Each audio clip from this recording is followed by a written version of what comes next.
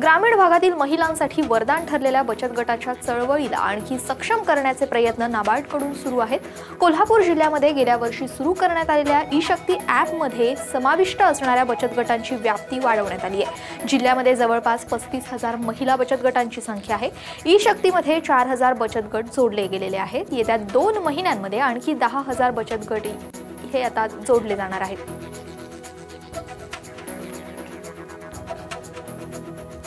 चंद्रपूर आणि गडचिरोली या 2 जिल्ह्यांमधील आदिवासी विद्यार्थ्यांनी विविध क्रीडा प्रकारामध्ये देश पातळीवरती नाव कोरलेलं आहे। या विद्यार्थ्यांना ऑलिम्पिकमध्ये सहभाग होता यावं यासाठी मिशन शक्ती अभियान राबवण्यात येणार आहे।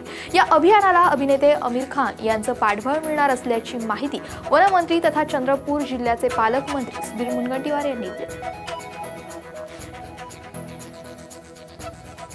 अमरावतीच्या वसुधाताई देशमुख कृषी महाविद्यालयानं पिंपळखुटा अरमळ इथं शेतकरी मार्गदर्शन शिबिराचं आयोजन केलेलं आहे। कापूस पिकावरील बोंडअळीचा प्रादुर्भाव कसा रोखावा याविषयी कृषी तज्ज्ञांनी मार्गदर्शन केलंय। शेतामध्ये कामगंध सापळे कशा प्रकारे लावावेत याचं प्रात्यक्षिकही यावेळी करून दाखवण्यात आलंय।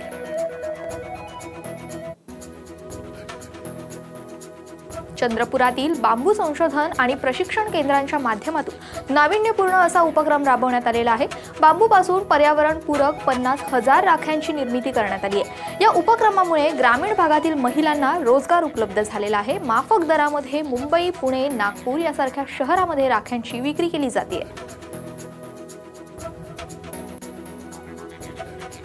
आदिवासी शेतकऱ्यांसाठी बिरसा मुंडा कृषी क्रांती योजना राबवण्यात येते। या योजनेमध्ये नवीन विहिरीसाठी 2.5 लाख रुपये, जुनी विहीर दुरुस्तीसाठी 50,000 रुपये तसंच शेती उपयोगी अनेक योजनांचा समावेश आहे। त्यामुळेच इच्छुक शेतकऱ्यांनी आवश्यक कागदपत्र घेऊन पंचायत समिती, कृषी अधिकारी यांच्याकडे 9 सप्टेंबर 2018 पर्यंत अर्ज करावेत असं आवाहन आता वाशिम पंचायत समितीचे कृषी अधिकारी यांनी केलेलं आहे। राज्यातील बाजार समित्यांमध्ये पारदर्शकता आणण्यासाठी ई-नाम योजना सर्व राज्यांमध्ये राबवण्यात आली आहे। मात्र बहुतांशी बाजारपेठांमध्ये व्यापारी वर्गाच्या सहकार्याअभावी अंमलबजावणी करता येत नसल्याची बाब आता समोर आलेली आहे। त्यामुळे ई-नामला असहकार्य करणाऱ्या आता व्यापाऱ्यांचे रद्द करण्याचे आदेश जे आहेत ते पणन महामंडळाने दिलेले आहेत। ई-नामच्या किचकट प्रक्रियेमुळे व्यापारी तसंच शेतकरी वर्गाला या योजनेची अंमलबजावणी करताना अडथळे आता निर्माण होत आहेत।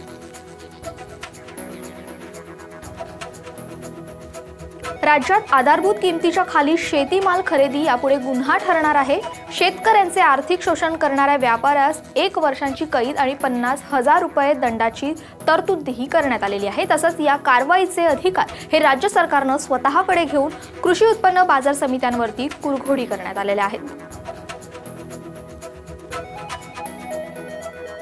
जळगाव जिल्ह्यामध्ये ई-पॉस मशीनचा वापर न करता खताची विक्री मोठ्या प्रमाणामध्ये केली जाते। असाच प्रकार रब्बी हंगामात घडला। आता खरीपातही विक्रेते हे मशीन वापरत नसल्याने केंद्राच्या अखत्यारीमधील खत विभाग जे आहे ते आता खत पुरवठा करायला तयार नाहीयेत, कारण ई-पॉस मध्ये खत शिल्लक दिसत आहेत। त्यामुळेच खत पुरवठा आता रखडत आहे।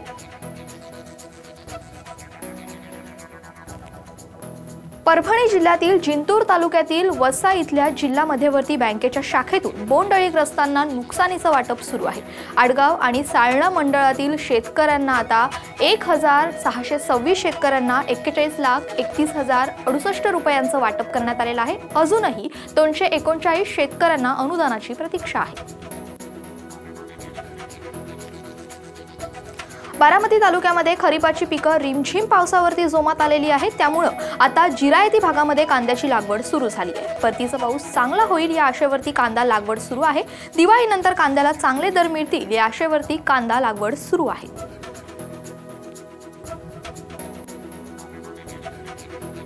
अकोला जिल्ह्यातील 48,666 बोंडअळीग्रस्त शेतकऱ्यांना नुकसान भरपाईपोटी मदतीचं वाटप करण्यासाठी 45 कोटी रुपयांची आवश्यकता आहे।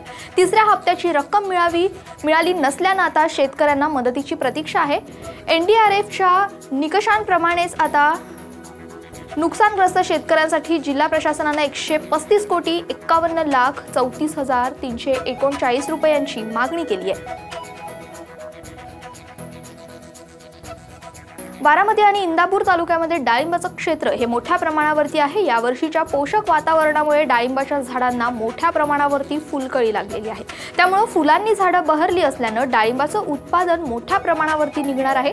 यामुळे आता शेतकरी वर्गामध्ये समाधानाचं वातावरण झाल्याचं पाहायला मिळतंय। पिकांचं नुकसान होऊनही विमा कंपनीच्या निकषामध्ये बसत नसल्यामुळे पीक विमा योजना शेतकऱ्यांऐवजी विमा कंपनीच्याच फायद्याची ठरतीये। परभणी जिल्ह्यातील राष्ट्रीय कृषी पीक विमा योजना प्रधानमंत्री पीक विमा योजनेअंतर्गत आता 2010 ते 2018 या 8 वर्षांमध्ये खरीप हंगामामध्ये 22,79,736 शेतकऱ्यांची पीक संरक्षित केलेली आहेत। मात्र विमा कंपन्यांनी 8 वर्षांमध्ये फक्त 12,68,994 शेतकऱ्यांना नुकसानीची रक्कम दिली आहे।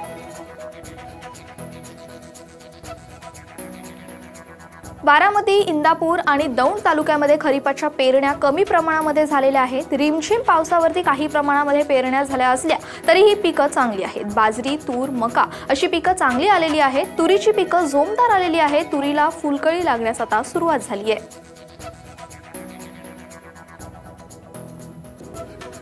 भंडारा जिल्ह्यामध्ये मुसळधार पाऊस झाल्यानं नदी नाल्यांना पूर आलेला आहे। या पावसानं भात शेतीचे 50% नुकसान झालेलं आहे। नुकसानीचं सर्वेक्षण करून मदत करावी अशी मागणी आता भात उत्पादक शेतकऱ्यांनी केलेली आहे। सुमारे 200 हेक्टर क्षेत्रावरील भात पिकाचं मोठं नुकसान झालेलं आहे। एकट्या बोरी गावातील 200 एकरातील भात शेती पाण्याखाली गेली आहे। अकोला जिल्ह्यामध्ये पावसानं उसंत घेतल्यानं तातडीनं सर्वेक्षण करण्याचं आव्हान आता यंत्रणांपुढे उभं ठाकलेलं आहे। पावसानं 2,912 हेक्टर क्षेत्रावरील पिकांचं मोठं नुकसान झालेलं आहे। सर्वाधिक नुकसान हे मूर्तिजापूर तालुक्यामध्ये 1,590 हेक्टर क्षेत्रावरती झालेलं आहे। त्यानंतर अकोल्यामध्ये 972 तर बार्शी टाकळीमध्ये 100 हेक्टर, बाळापूर तालुक्यामध्ये 250 हेक्टर क्षेत्रावरील पिकांचं मोठं नुकसान झालेलं आहे। वाशिम जिल्ह्यामध्ये काही तालुक्यांमध्ये अतिवृष्टीनं पिकांचं नुकसान झालेलं आहे। नुकसानग्रस्त शेतकऱ्यांनी पीक विमा काढलेला असल्यास आता 48 तासाच्या आत प्रशासनाला माहिती देणं गरजेचं आहे। तलाठी, ग्रामसेवक, कृषी सहाय्यक मंडळ, त्याचप्रमाणे कृषी अधिकारी, सरपंच, पोलीस पाटील व कोणत्याही शासकीय अधिकारी कर्मचाऱ्यांना नुकसानीची माहिती द्यावी असं आवाहन करण्यात आलंय।